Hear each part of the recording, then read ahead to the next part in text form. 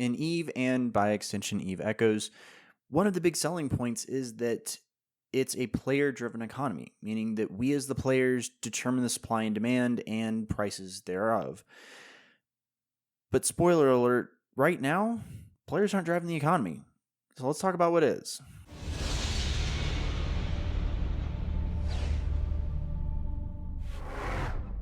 What's up, everybody? Welcome back to Killmark Collectors. I'm Brandon, and today I want to address something that I talked about in my reacting to Captain Benzi's 5 Things Before Capitals videos, in which I went on a little bit of a mini rant, fairly or unfairly, to Benzi. I want to clear up, though, kind of what I was talking about. There were a number of people in the comments both wanting to know kind of why my position was as strong as it was and defending Benzi and some of what he was saying. And so today what I want to do is just dive into this a little bit. And I'm going to go ahead and apologize because we're not going to be using as much gameplay footage, but I hope that this will still help make sense, and the graphics and things that I'm using are going to illustrate what I'm talking about and help you understand why the current system is broken in such a way that it is. Now, starting here with our basic economics, and this is something that gets thrown around a lot where people say, well, it's just basic economics, you should know this, blah, blah, blah. I want to talk about what those actually are. Primarily, I'm referring to supply and demand. Now, for a lot of us, myself included, Econ 101 was a long time ago, so let's just talk about this real quick and what this actually means. Now, starting with demand, when we look at a demand curve, what this is for a given number of demand or buyers basically in a market. At one point, we have on the left here a very low price. You're going to have a lot of people want to buy something. Think about a large shield booster, for example. If that large shield booster is only going to be 3 million ISK, a lot of people are going to want to buy them. On the other side of the curve, when those are very expensive, you have very few people who want to buy them. Again, like when shield boosters were 300 million ISK, there's a very limited market there, but people still want them because they're top of the line. Now, this exists in a demand curve where the number of buyers is constant. So again, if we have 100 people looking to buy shield boosters, this line applies. However, if more buyers come into the market, let's say more players or more people hit Tech 10 or whatever it is, and suddenly we can use some of these extra mods, that line shifts to the right. And again, this curve still maintains basically, and there's a bunch of other economic factors that we can talk about, but at the very baseline, when we get more buyers, we end up with shifting this line to the right. On the flip side, if we have less buyers, we end up shifting the line to the left. So if I take that same shield booster that was 300 million, suddenly there's less buyers, there's more competition basically for the sellers. Suddenly that shield booster may only be worth 250 million, or people will only be willing to pay 300 or 250 million. Another reason that something could shift the demand curve to the left would be like if the meta changed, right? So if suddenly everybody is using lasers instead of cannons, boom, the demand for lasers is going to shift to the right because we're going to see more people wanting to buy those lasers. In the same way, if we have the like for example, the large shield group shield boosters, when they took those and they made them so they can't fit on inties anymore, suddenly that demand curve shifts to the left because people are not putting them on inties, and we all know how inties are, so that ends up moving that demand curve to the left, and the price eventually corresponds to that because there's less buyers in the market. So that's demand. That's the first piece. The second piece is supply, and this is where we're going to really kind of have an issue with some of what's going on in the market. So in the supply curve, same idea. We have a low number of quantity for items being sold at a low price. If you think about how much junk you have in your hangar, if all of that is only worth 1,000 ISK, you're probably not even going to bother putting it on the market to sell. It's just not worth your time. But if those items suddenly become, again, 300 million, you'll start seeing people go and pull things out of their hangars and actually start selling them, because suddenly, oh my gosh, I can make 300 million. The quantity in the market is going to go up. People are going to be more willing to sell. Now, in the same way that demand curve can shift left and right, if we have more items that are coming into the market, this line shifts to the right.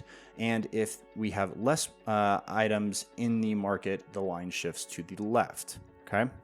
So if, again, we think about the way that we are constantly ratting and getting modules, that line is going to constantly kind of shift to the right. And if, for example, things were destroyed, it shifts a little to the left. Okay? Basic economics. When we put these two lines on the same graph, where those intersect, that is in theory the market price. And in a healthy economy, that is what happens. And in Eve, if we think about this in terms of the supply curve being the production of modules or ships, when we are constantly losing ships, they're being destroyed, we're not getting anything back. The drops are going back into the market, but there's half of the loot basically is being destroyed. It kind of evens out, and we end up with a fairly stable market. On the other side, for demand, we have the players who are constantly losing. The problem, though, is that with the current way that insurance works, we never actually lose items. So think about it this way. If you get destroyed, you run into a gate camp and you get popped, right? Half of your loot drops, half of it becomes an insurance recoverable item. Okay, nothing actually got destroyed then. You get all of your rigs, you get all of your ship, you get the hull back on your ship, and you get half of your loot. The other half is picked up and in theory goes back into the market.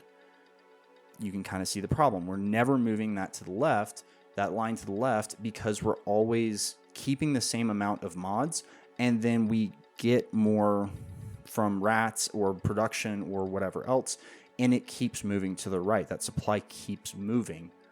At the same time, we end up with a decrease in demand because not only are players not losing as much because they're getting a lot of this stuff back, but they're also only buying those high ticket items that they need once, knowing that they can't really lose them, especially for some of the ships and the rigs and things like that. On the demand side, it's not quite as noticeable because we do have new players coming in and people leveling up and alts and things like that. But if you're only losing basically the modules, and even then only half of your modules, just law of averages, don't yell at me. But if you're only losing half of the modules, then you're not probably going to buy a bunch of these over and over again. Now, I do realize that there is some nuance here, especially when we start talking about things like war and having multiple ships ready and SRP systems and all of that. But by and large, just looking at this holistically, there is a level of market saturation because we never end up losing anything. If I lose a ship and I claim it on insurance and then I will also claim it through SRP, I end up with 2 ships instead of 1 ship, and we've only paid for 1 ship. Now, yes, I do realize that there are insurance buy orders that do get generated and are out in the market where somebody can go and sell to insurance and take that off the market. The devs have said that there are issues with that. Not all of the destroyed modules are having buy orders generated. I don't know how much of that I'm really supposed to share in terms of the details, so hopefully I'll be able to make a video about that later. But we know that there's issues with that. We've tested it through the insurance centers. It's not producing everything, and even if they are, there's no incentive to go and sell to a buy order. Why would I go and take time out of my day to grab something from Jita, fly it out, and try to sell it on a buy order when I know that I'm going to basically have to be selling it at 30 to 40% higher than what I bought it for because of taxes and fees and travel time and all that stuff. The opportunity cost of me doing that versus trying to go and just rat or even mine in high sec just doesn't add up. So we're not seeing those things. Let me just also go ahead and put some actual numbers to this. So I went back and I actually found a loot sheet that I had from last year when we were ratting and we were doing T10 Dead. This is from just after Thanksgiving. And you guys can see here, I mean, the total haul in this before taxes was 5.6 billion ISK. And, you know, a lot of these mods, I mean, the Garissa ship debris was, 190 million. Those shield boosters, again, were 300 million. Just kind of putting all this stuff together. Those numbers there on the left were the estimated prices when I first got the loot versus what I actually sold them for. So, I mean, you can kind of see, what was a pretty healthy haul. And this was with 10 players. We each ended up with, 450 million ISK. Not bad. Now, if we take that same stuff and I updated this with the prices from that was just a couple of days ago over the weekend, you can see that we're at 15%, 25%, something like that. I mean, it's just, it's insane. So I don't flash this up here to be like, oh my God, look, the sky is falling and blah, blah. But I use it to illustrate the point that the prices have decreased significantly. Insurance, I think, was introduced in, late January of 2021. And so we've seen a steady decline in all of these mods. Now, again, there's changes and there's things that have happened as well that go along with this. But I think that this is kind of to give you some hard numbers on what's actually the problem or how bad the problem has actually become. I mean, if we had this level of deflation in a normal economy, you would be seeing people screaming from the rooftops, and people would be out of jobs. And I mean, this is bad. So I don't want to just make this video all just doom and gloom. How can we actually fix this? I did make another video, but just to recap very quickly, one of the things that I think needs to happen is we need to stop recovering all of the mods and rigs, hull, whatever, from the insurance system. And I don't know if this is, we basically, instead of just having you get stuff from insurance, you get stuff from a drop. Maybe there's a third category of like destroyed or something like that to clearly say that, hey, you're not going to be able to get this back. And then maybe there is, again, some sort of multiplier or something like that, whatever it is, right? Based off the security system that you're in or something. I don't know. But I think that could be one solution because, again, that would help pull back that supply a little bit, help drive some of that up. The second thing is to require buy orders to be fulfilled before items are returned. And the idea here is that you would, in conjunction, and kind of 2 and 3 are in conjunction here, if a buy order is not fulfilled within 2 days or something like that, then the system would automatically raise that price, raise that buy order, so that eventually we get to that point where it is worth it for people to go and pull stuff from Jita and put it into whatever ITC this buy order is coming out of, or whatever insurance system this is coming out of. Again, this would help just generate more interest, help get some of these mods out, and again, bring that supply back down. And then finally, make IP more like actual insurance with things like IP expiring or, having a premium, whatever it is. I think that this one you would have to be very careful because obviously with Plex and everything, it becomes a bit of a real world money issue. And that's not what I'm saying. I don't want this to become pay to win, or I don't want this to become too expensive for players. But at the same time, I think you should have to make decisions about what are you going to insure and what are you not. And then if you are losing a lot of ships, like for example, you're me and you're doing a bunch of stupid stuff and suddenly you hit 10 ships or whatever, your insurance price, instead of being 30%, goes to 40% or to 50% or whatever it is, until it gets to that point, again, where it makes more sense for you to just go out and buy something off of the market rather than trying to claim it against insurance. If you were to go out and wreck your car, for example, you typically have the option of filing it against insurance or just fixing it yourself. It's kind of the same idea here. So one other thing that I do want to call out here is that people have said in the past that they are concerned about inflation. And I want to be very clear here. I'm not advocating that prices go up just for the sake of going up. That, in fact, would be inflation.